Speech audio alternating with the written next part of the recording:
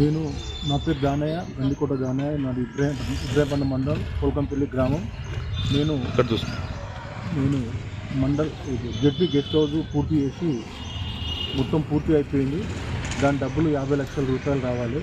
ఏ అధికారులు కూడా స్పందిస్తలేరు. అధికారులు మొత్తం చేయి అని చెప్పి చూపించి ఎంఆర్ఓ ఆఫీస్ శిథిలావస్థకు అయినప్పుడు ఎక్కడ లేకపోతే ఈ గెస్ట్ హౌస్కు పూర్తి చేయాలని చెప్పి ఈ గారు చెప్పారు. ఈ గారు ఆదేశాల ప్రకారం మొత్తంలో టోటల్గా 50 లక్షల రూపాయలు పెట్టి పూర్తి చేసిన గెస్ట్ హౌస్.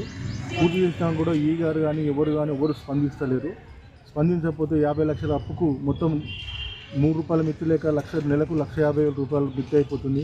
లక్షల మిత్తి అయిపోయి కూడా నేను 20 గుంటల భూమి కూడా అమ్మి ఇదే ఆఫీస్లో చేసి అప్పులలో క్లీనే పంచడం జరిగింది.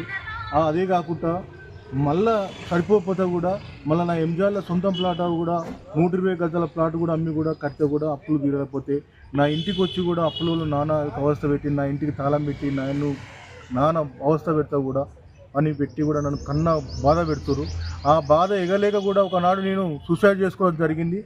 అదే మా ఇంట్లో సూసైడ్ చేసుకోవడం జరిగితే మా పిల్లలు నన్ను తాళం విరగొట్టి తలుపులు వలగొట్టి నన్ను మా పక్కకున్న హాస్పిటల్కు తీసుకుపోయి నా 5 రోజులు హాస్పిటల్ ఉండి డిశ్చార్జ్ అయ్యి వచ్చిన.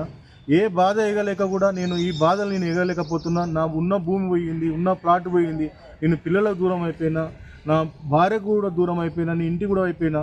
ఒక రోజుకు 800 రూపాయల కష్టం చేసుకొని కంపిటీషన్ బండి నడుపుకుంటూ నేను బతుకుతున్నా. తీసలరా నా స్థితి ఇంత కాడికి వచ్చింది. దయచేసి నాకు వచ్చే అమౌంట్ నాకు ఇప్పగలరని నేను కోరుతున్నాను.